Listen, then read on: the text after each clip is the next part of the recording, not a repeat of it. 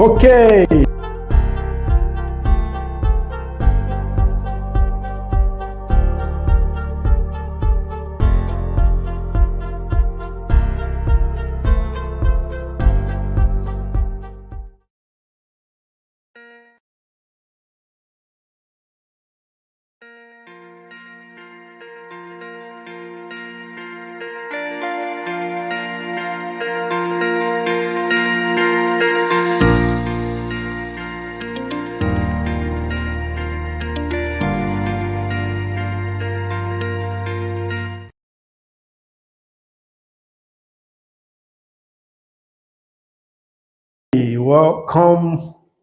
Welcome, welcome. Okay, so we started a series 2 weeks ago, and I'm rounding up that series tonight. Hopefully, depending on your feedback, anyway.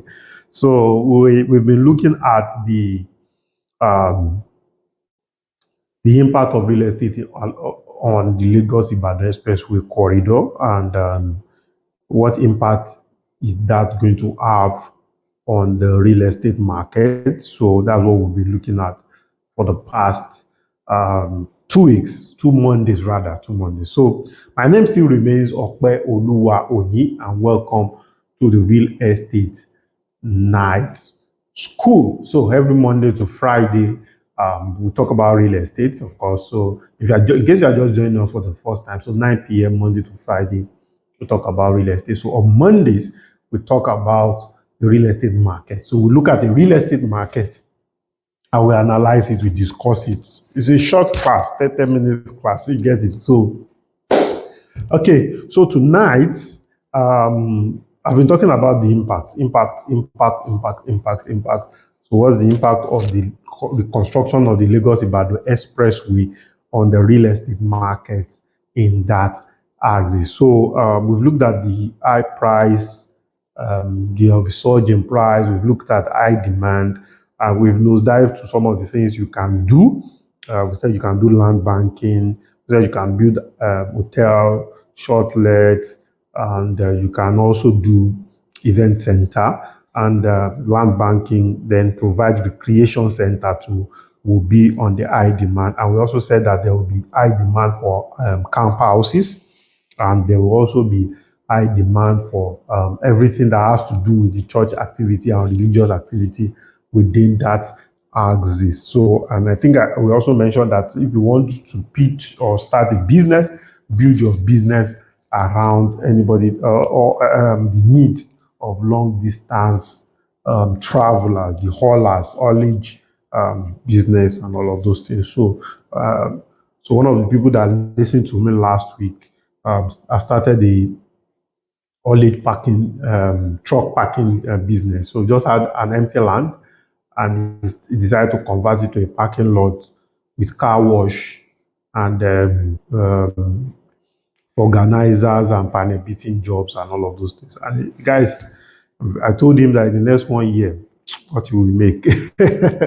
Okay, the cash flow will help a great deal. So tonight, we're going to be rounding up on this important, hopefully. So depending on your question, I might need to come back next week and answer some of your questions. So tonight we are looking at what are the other things that we need to start within that axis, which is interstate business is going to be massive in that axis. So let me share a story with you. There are quite a number of businesses that are moving from a lot of industrial scheme within Lagos that are moving towards that axis now, because most of them produce in those industrial estates and they supply all the surrounding states, maybe southwest states. So, number one, Lagos State is choking everybody with tax. The federal government is choking everybody with tax. So a lot of them want to move to places like Ogun State. And because of the traffic situation too within Lagos, they want to move to places like Ogun State that they can quickly navigate their way to the express and boom, they're out and on their way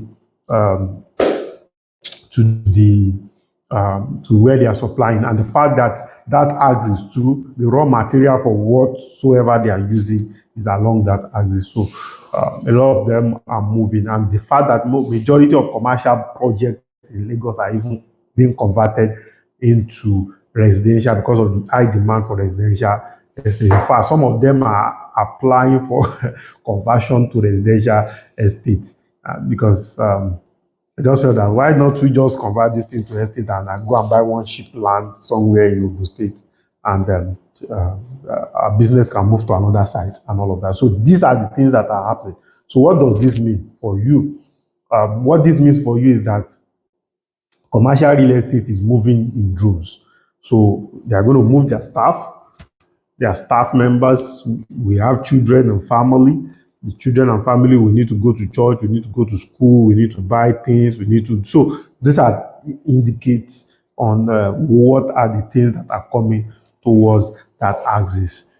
These people will need to feed, they will need to do a whole lot of stuff. So interstate business is going to boom a lot. It's going to boom a lot. So most businesses will have probably done their visibility study, or probably they are doing their visibility studies right now, and look at, in fact, the companies that are not moving, some are just moving their production to Ogun. Yes, some are leaving their administrative in Lagos, and administrative office will be in Lagos. They'll move production side to Ogun State. So these are the things that are happening that we really need to pay serious attention to. We really need to pay serious attention to. So I hope we are taking advantage of some of this information, so that you won't say I didn't tell you. So you can take a good decision from some of this information. So the next thing is that there will also be general improvement in infrastructure. I mean, Ogun State is synonymous to poor road infrastructure.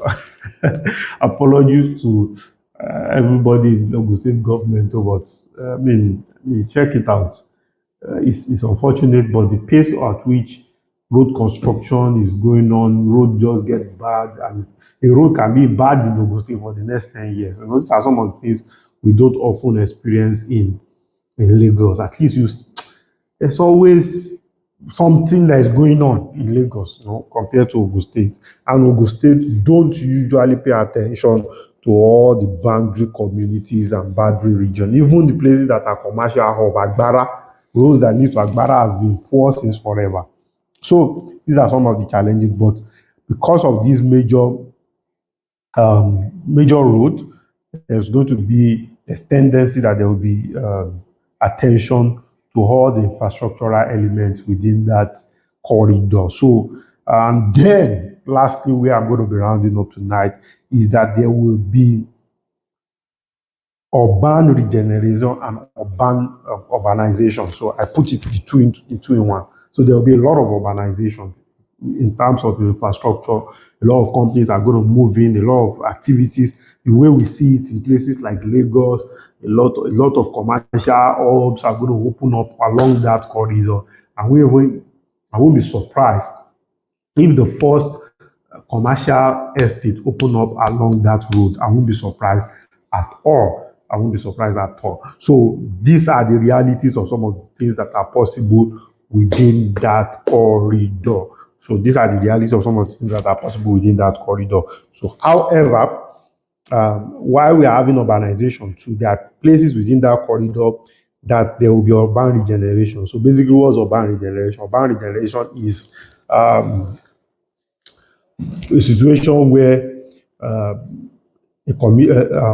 an area is not, how will I put it? An urban area is being regenerated. Most of the houses there, I don't like definitions. I just like to explain what those definitions mean. So that the implementation, I believe more implementation than definition. So most of the houses, things that are happening in places like Ebute Metta, Yaba, these are old houses there. We pull it down, build new houses. So somebody will say, okay, in Ogun State, along Lagos-Ibadan Expressway, yes, there are places in Arepo that you can do urban regeneration, old houses. I mean, houses that are 20 years plus. There are places in Journalist Estate. There are a lot of Adepo, Magboro, Axis, and all of those things, for you'll be shocked at Oba Regeneration. Mark my word, Oba Regeneration is, I often share, when you buy land, you do land banking. From land banking, you move to housing. From housing, you move to urban regeneration. That's the trajectory, you understand? So from land to land banking to building the houses, land, then you move to urban regeneration. Because those houses that you have built 50 years time, there will be whole designs, the wear and tear will start setting in. Probably you need to now pull it down. So two things, note these two things for proper position, you know them: urbanization and urban regeneration. If you understand what those two things means, then you will position yourself. So thank you once again tonight, and the month is coming to an end, and I hope you are positioning yourself. So please do position yourself. You can win, you will win. Don't let anybody tell you that you can't win. That will be all for tonight. So in case you have any question, there's a number that's scrolling as I'm talking to you right now. Reach out to me, let's talk, let's do business, and it will all be well. Thank you very much. There was no more introduction when it comes to real estate investment. So let me take you through 4 reasons Mowe should be your ideal choice for a home. Number 1, Mowe is a serene and natural environment. It offers a tranquil escape from the hustle and bustle of city life. It provides a peaceful living environment where you can stay relaxed. And again, on hectic days, you get to see the town's beauty in all its glory. Number 2, Mowe is an affordable investment opportunity. You see, compared to other major metropolitan locations, Mowe Town affords you an opportunity of home ownership as the property prices are affordable, which leads me to my next point. Number 3, Mowe has a high appreciation value. You see, research has shown that the value of plots in Mowe has experienced remarkable growth over the past 10 to 15 years. You see, previously, plots were sold for as low as 50,000 naira, but as of today, you get plots for 5 million or even higher, and this is as a result of the development that have been happening in the area. And lastly, Mowe's strategic position in nearness to Lagos ensures that you can easily get essential services like schools, malls, hospitals, and so on. This way you get to enjoy both worlds, the peaceful living and also easy access to essential services. Call in now to start a journey with us.